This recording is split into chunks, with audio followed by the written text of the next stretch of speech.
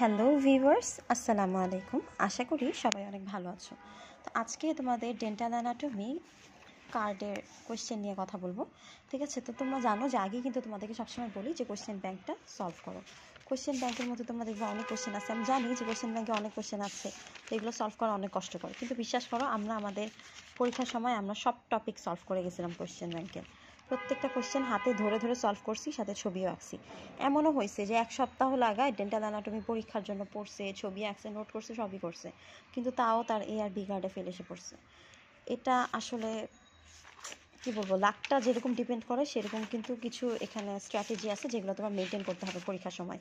তুমি যদি ওগুলো ঠিক মতো না দিতে পারো তাহলে কিন্তু তোমরা জানো ভালো করে যে আমাদের কলেজের ডিপার্টমেন্টটা কত খারাপ, তোমাকে মার্সি করবে না, ফেল দিয়ে দিবে। তো যাই হোক, এখন তোমরা যদি কার্ডে পাস করতে চাও তাহলে প্রথমে আমি বলবো তোমাদেরকে কোশ্চেন ব্যাংক সলভ করো, ঠিক আছে? আর যারা কিনা একদম পারতেছে না কোশ্চেন ব্যাংক সলভ করতে, কোনো দিশা দেখতেছো না, তাদের জন্য আমি একটা শর্ট সাজেশন নিয়ে আসছি। যেটা মানে শর্ট সাজেশন বলতে কি, এই কোশ্চেনগুলো তোমার মাস্ট পড়েই যেতে হবে এরকম, ঠিক আছে? এটা হচ্ছে লিখলাম, এতক্ষণ লাগায় সকাল থেকে লিখতে বসছি, এই যে। তো হচ্ছে আমি প্রিভিয়াস কোশ্চেন ঘেটে বা কোশ্চেন ব্যাংক ঘেটে যতটুকু বুঝলাম যে এই টপিকগুলো তোমাদের মাস্ট পড়েই যেতে হবে, ঠিক আছে? তোমরা যদি একদম শর্ট একটা সাজেশন চাও তাহলে এটা হতে পারে এনামেল ডেন্টিন আর হচ্ছে পালপার সিমেন্টাম থেকে এনেছি। সাথে লাস্টের দিকে, ভিডিও লাস্টের দিকে মরফোলজি থেকে কী কী পড়বা সেটাও তোমাদেরকে বলে দিব। ওকে, তো তোমরা সবার প্রথমেই চেষ্টা করবা যে কোশ্চেন ব্যাংকটা ভালো করে পড়তে। আচ্ছা, আমি তোমাকে একটু আমার পড়া টেকনিকটা দেখাই যে আমি কীভাবে পড়তাম। ধরো যে আমি আমার অ্যাসাইনমেন্টটা নিতাম, নিয়ে এখানে লিখে রাখতাম যে এই টপিকটা প্রফে বা হচ্ছে কোশ্চেন ব্যাংকে কতবার আসছে। যেমন আমি দেখলাম যে এনামেলের ডেফিনেশন 2বার আসছে, আমি 2বার লিখলাম। প্রোটিনস দেখলাম যে এখানে 2বার আসছে, তো আমি 2 লিখে রাখছি। এটা দেখলাম ফিজিক্যাল প্রপার্টিস 6বার আসছে, তো আমি 6 লিখে রাখছি। এইভাবে করে আমি পড়তাম। এটা হচ্ছে আমার পড়ার টেকনিক, ঠিক আছে? যাতে করে আমি এখন তো কার্ডে পড়তেছি, কিন্তু তার মানে তো এটা না যে টার্মে আর প্রফে আমার এটা কাজে লাগবে না। তো আমি এই সেম জিনিসটাই যাতে আমার একটু গুছানো হয়ে যায় যে কোনটা কতবার আসছে সেটা আমার বোঝার জন্য আমি এভাবে লিখে রাখছি। যেমন এই যে দেখো, কেমিক্যাল কম্পোজিশনটা প্রফে 4th বার আসছে, ঠিক আছে? এভাবে করে লিখে রাখছি। তো তোমরা চাইলে এভাবে লিখে রাখতে পারো। অ্যান্ড এখন আসো, তোমরা কিভাবে কার্ডে কোশ্চেনটা সলভ করবা বা কার্ডের জন্য কিভাবে প্রিপারেশন নিবা সেটা বলি। শুনো, আগে তোমরা থরলি সব কিছু পড়ে যাবা, ঠিক আছে? সব কিছু পড়ে যাবা, কিছু বাদ দিবা না, ওকে? এর মধ্যে মাস্ট হচ্ছে পড়বা, এই যে আমি তোমাদেরকে যেগুলো এখন পড়তে বলবো এগুলো মাস্ট পড়বা, ঠিক আছে? আমি লিখে দিছি যে কোনগুলো মাস্ট পড়তে হবে আর কোনগুলো পড়তে হবে না। এইগুলো পড়লেই যে তোমাদের 100% কমন আসবে সেটা না, কিন্তু 80% আসতে পারে, বাকি 20%-এর জন্য তোমাদের ওভারঅল পড়তে হবে। আরেকটা জিনিস, এখানে কিন্তু এমসিকিউ থাকে তোমাদের কাছে, যদি প্রফের এমসিকিউটা থাকে বা হচ্ছে কোশ্চেন ব্যাংকে দেখবা যে অনেক এমসিকিউ আছে। হ্যাঁ, কোশ্চেন ব্যাংকে দেখবা যে এখানে অনেকগুলো এমসিকিউ আছে, তো এমসিকিউগুলো চেষ্টা করবা সলভ করে যেতে, ঠিক আছে? আচ্ছা, তো যদি এখান থেকে এমসিকিউ সলভ করে যাও আর মোটামুটি যদি তোমরা লেকচারটা পড়ো তাহলে কিন্তু হয়ে যায়। জানি যে বই ঘাটার সময় নাই, এখন তোমরা বই ঘেটে ঘেটে পড়তে পারবা না। আর সত্যি বলতে কি, তোমাদের রবিবার পরীক্ষা, এখন যদি তোমরা বই ঘাটতে যাও তাহলে সেটা বোকামি হবে, বোকামি ছাড়া আর কিছুই না। তো এখন তোমরা যেটা করবা, তোমাদেরকে লেকচারে যেটা দিছে সেটাই তোমরা ভালো করে পড়ে যাবা। অ্যান্ড হচ্ছে তোমাদেরকে একটু বলি যে এই কার্ডের মধ্যে তোমরা কীভাবে কী লিখবা। হ্যাঁ, ডেন্টাল অ্যানাটমি কার্ডে কিন্তু অনেক ঝামেলা করে। এখানে যে তোমার অনেক বেশি লিখলে অনেক মার্কস দিবে সেটা না, কিন্তু চেষ্টা করবা প্রত্যেকটা কোশ্চেনে ফিগার দিতে।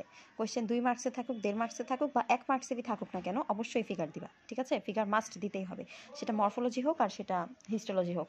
আচ্ছা, তোমাদেরকে একটু বলে দিই, কোশ্চেনটা কিন্তু 2টা গ্রুপে ভাগ করা থাকবে তোমাদের। প্রথমে গ্রুপ এতে হিস্টোলজি থাকবে আর গ্রুপ বিতে মরফোলজি থাকবে, ঠিক আছে? তোমাদের টোটাল টাইম খুব কম দেয়, এত টাইম কম দিবে যে মনে করো যে তুমি যে কাউকে জিজ্ঞেস করবা ওই টাইমটাও পাবা না, ঠিক আছে? এই জন্য চেষ্টা করবা যেটুকু লিখতেছো, যেটুকুই পারতেছো ওটুকুই লিখতে, ওকে? আচ্ছা, এরপরে এখন আসো মরফোলজি কিন্তু খুব ইজি, তোমাদের মরফোলজি অনেক ইজি, মরফোলজির মতো ইজি কিছু হয়ই না। তো এই জন্য চেষ্টা করবো যে মরফোলজিটা আগে রিভিশন দিয়ে দিতে। নর্মালি দেখা যায় আমরা সারাদিন হিস্টোলজি পড়ি, মরফোলজি রিভিশন করতে পারি না, যার কারণে পরীক্ষার সময় গিয়ে আমাদের পরীক্ষাটা খারাপ হয়। তো এই কাজটা কিন্তু ভুলেই করবা না তোমরা। হচ্ছে আজকে কি বার, আজকে শুক্রবার না, আজকে চেষ্টা করো যে আজকের মধ্যে মরফোলজিটা 1-2 বার রিভিশন করে ফেলতে, করে দেন হচ্ছে হিস্টোলজিটা ধরো। হিস্টোলজি অনেক বড়, পড়তে সময় লাগবে, ঠিক আছে? মরফোলজি কিন্তু ফিগার সহ প্র্যাকটিস করবা। যেমন তোমাদের মনে হয় ম্যাক্সিলারি সেন্ট্রাল ল্যাটারাল আর ম্যান্ডিবুলার সেন্ট্রাল ল্যাটারাল আর হচ্ছে ক্যানাইন আছে, প্রত্যেকটা দাঁতের ছবি শিখে যাবা সুন্দর করে। দাঁত কিন্তু এতটা কঠিন না, ঠিক আছে? দাঁতের ছবিটা সুন্দর করে শিখে যাবা। অ্যান্ড হচ্ছে অবশ্যই তোমার পার্থক্য শিখতে হবে ম্যাক্সিলারি টুথ অ্যান্ড ম্যান্ডিবুলার টুথের মধ্যে পার্থক্য। হ্যাঁ, এটা আমার হচ্ছে আমি ইয়েতে লিখি নাই, শর্ট সাজেশনে লিখে নাই, কারণ মরফোলজি তো ইজি, তোমাদের কাছেও ইজি লাগবে। অ্যান্ড হচ্ছে তোমরা করবা, ওই যে ক্যানাইনকে অন্য কী নামে ডাকা হয়? 3টা নামে ডাকা হয়, একটা কাসপিড টুথ, একটা হচ্ছে বিউটি টুথ আর একটা কর্নার টুথ। অ্যান্ড ক্যানাইনের ফাংশন কী আছে? 5-6টা ফাংশন আছে, যে ও ফেশিয়াল মাস্কুলেচার থাকে, ও ডেন্টাল আর্চে হচ্ছে একটা কর্নার গঠন করে, অ্যান্ড হচ্ছে অন্য সবগুলো দাঁতকে সাপোর্ট করে, এরকম 5-6টা ফাংশন আছে। ক্যানাইনের ফাংশনটা কিন্তু খুব ভালো করে পড়ে যাবা, ঠিক আছে? আচ্ছা, এরপরে আসো, হ্যাঁ, কোয়েশ্চেন কীভাবে লিখবা রিটেনের জন্য। রিটেনে ধরো তোমার একটা টপিক আসছে, হ্যাঁ, যেমন এখান থেকে যদি আমি বলি তাহলে এটা হচ্ছে হাইপোমিনারালাইজড স্ট্রাকচার অফ এনামেল। তো তুমি যতটুকু কিনা লিখবা, ধরো এক লাইন করেও যদি লিখো, কিন্তু চেষ্টা করবা হাইপোমিনারাল স্ট্রাকচারে যে তোমার যে 3টা ছবি আছে, এনামেল, ল্যামেলার, টাফট আর স্পিন্ডল, 3টারই কিন্তু ছবি দিতে হবে, ঠিক আছে। এখন কথা হচ্ছে কীভাবে লিখবা। প্রথমে তুমি লিখবা ডেফিনেশন দিয়ে এক লাইন লিখবা, এরপর লিখবা লোকেশন দিয়ে এক লাইন লিখলে এরপর ছবি এঁকে দিলা, ঠিক আছে। বা ওর যদি clinical importance, lamellar clinical importance আছে, ওটা কিন্তু অসপিতে লাগবে। তোমাদের যদি অসপি নেয় তাহলে আমাকে একটু জানাইও, অসপিতে কী ধরে ওটা আমি তোমাদেরকে দিয়ে দেবো, ঠিক আছে। আর হচ্ছে কার্ভিংও সম্ভবত থাকবে কার্ডে। যাই হোক, তো এখন তোমরা রিটেনের প্রিপারেশনটা আগে ভালো করে নাও। তো এখানে তোমরা মাস্ট প্রত্যেকটা কোয়েশ্চেনের ছবি আঁকবা। তোমরা পারো কি না পারো, লিখতে পারো কি না পারো, কিন্তু ছবিটা মাস্ট আঁকবা। আর ছবিটা এমনভাবে আঁকবা যাতে সুন্দর না হলেও অ্যাপ্রোপ্রিয়েট হয়। যেমন আমরা জানি যে ল্যামেলাটা কিন্তু আমাদের ওই সারফেস এনামেল থেকে ডেন্টিনো এনামেল জাংশনের দিকে আসে, তাই না?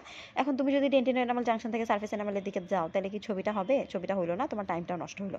ছবি আঁকতে টাইম অনেক লাগে, তাই চেষ্টা করবা যে বাসার মধ্যে এমনভাবে ছবি এঁকে যেতে যাতে তুমি পরীক্ষায় মাত্র 10 সেকেন্ডে 20 সেকেন্ডে ছবি এঁকে ফেলতে পারো, ঠিক আছে। কারণ টাইম খুব কম থাকে।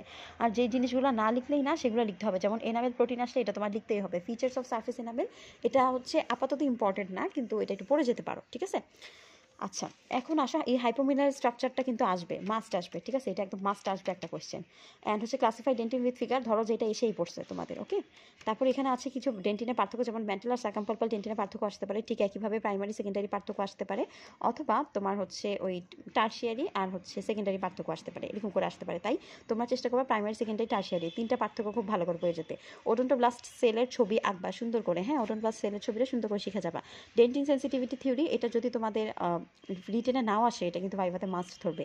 ডেন্টিং সেন্সিটিভ থিওরি ধরবে, ডেট ট্র্যাক ধরবে, স্ক্লেরোটিক ডেন্টিং ধরবে। আচ্ছা, ভাইভা নিয়ে আমি আরেকটা ভিডিও দেবো, এটা বেশি বড় হয়ে যাচ্ছে।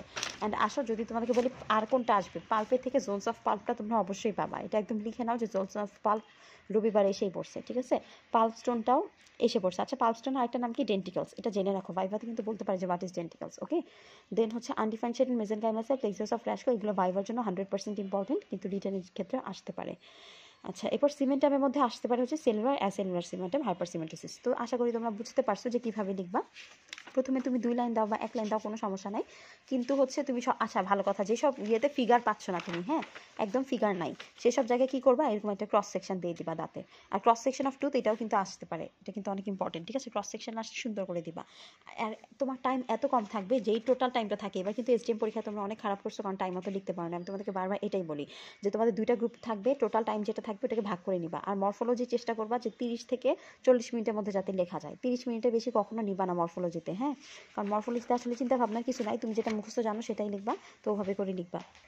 এরপর আসে ডেন্টিন এনামেল জাংশন আর সিমেন্ট এনামেল জাংশন, সবচেয়ে ইজি কোয়েশ্চেন, আর সবচেয়ে আমার কাছে এটা সবচেয়ে ইজি লাগতো, হ্যাঁ। এখানে ফিগারগুলো দেবা, এই যে সুন্দর করে 3 টাইপসের সিমেন্ট এনামেল জাংশনের হচ্ছে 3টা টাইপ হয়, ঠিক আছে। কোনটা কত পার্সেন্ট, এটা সুন্দর করে পড়ে যাবা, পরে সুন্দর করে ফিগার দেবা। অ্যান্ড যদি অল্প অল্প করে লিখো কিন্তু ফিগার দাও, তাহলেও কিন্তু হবে।